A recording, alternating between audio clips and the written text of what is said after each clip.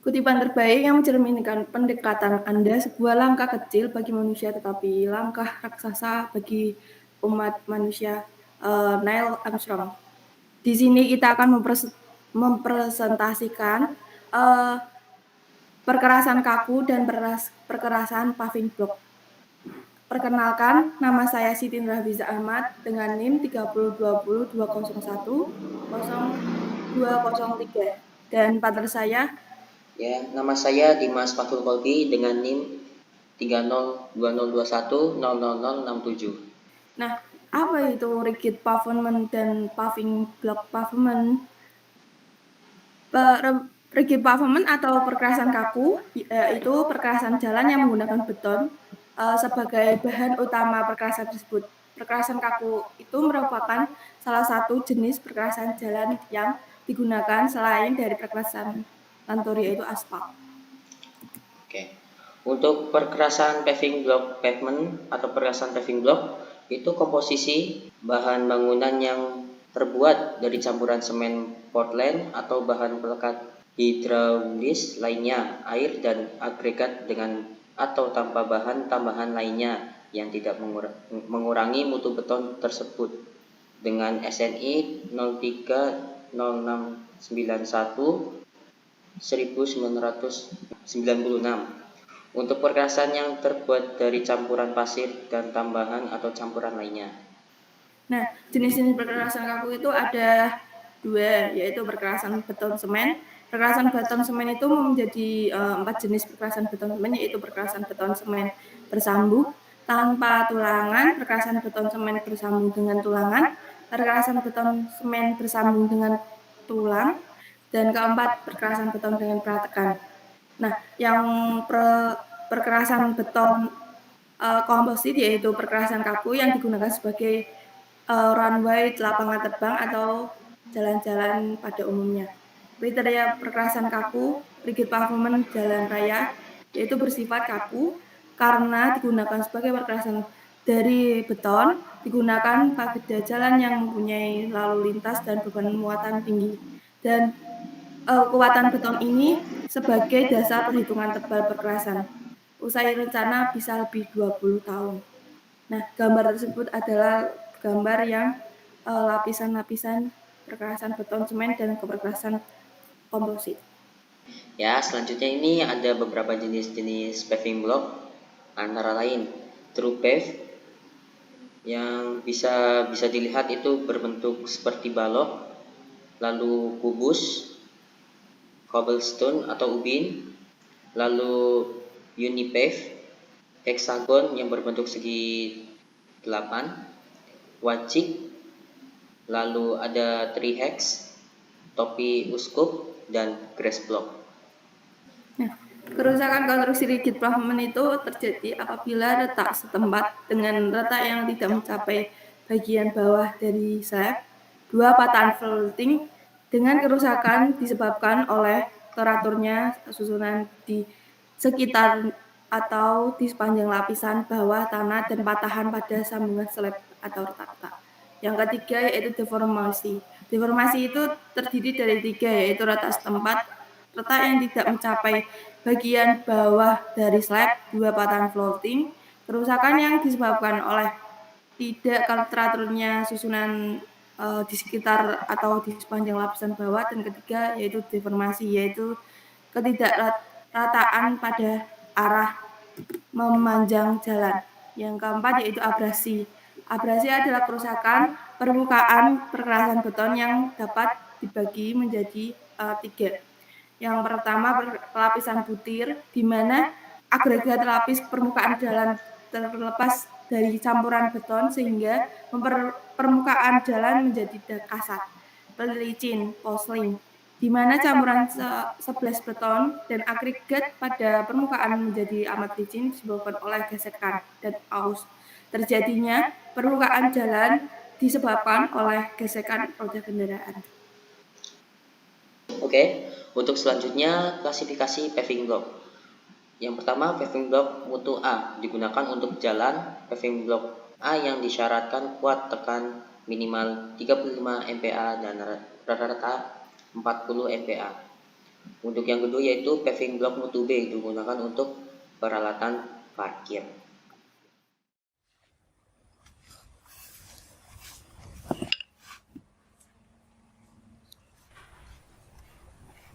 Oke, halo, apa kabar kawan sekalian? Ketemu lagi di channel kita Adiswan. Pada kali ini kita akan melihat bagaimana teknik pemasangan konblok. Konblok yang kita pasang adalah ukuran 10x20 dengan tebal 6 cm ya. Dengan posisi miring karena menurut kita posisi ini adalah posisi paling kuat ya, karena dia lebih kuat menahan beban secara diagonal. Oke, silahkan dinikmati dan dipelajari dan semoga bermanfaat. Terima kasih.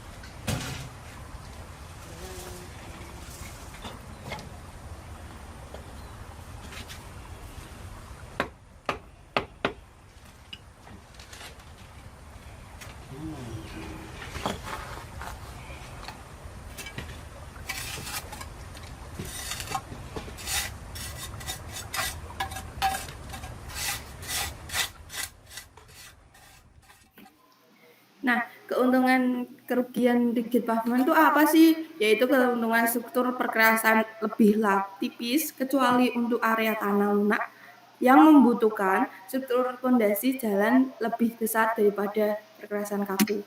Yang kedua, perkerasan konstruksi. Pengendalian mutu yang lebih mudah untuk daerah perkotaan dan yang tertutup termasuk jalan dengan lalu lintas rendah. Yang ketiga, biaya pemeliharaan itu lebih rendah daripada jalan aspal dan keuntungan signifikan untuk rata-rata area perkotaan dengan LHRT yaitu lintas harian rata-rata yang tinggi.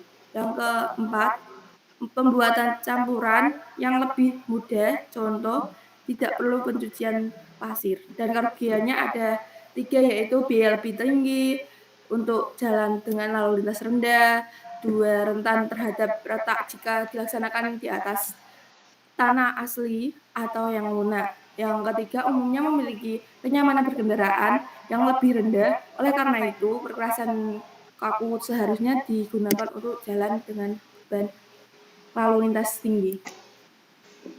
Ya, selanjutnya itu keuntungan dan kerugian paving block. Untuk keuntungan, paving block memiliki daya serap air yang baik, sehingga dapat menjaga keseimbangan air dan sekitar bangunan Anda.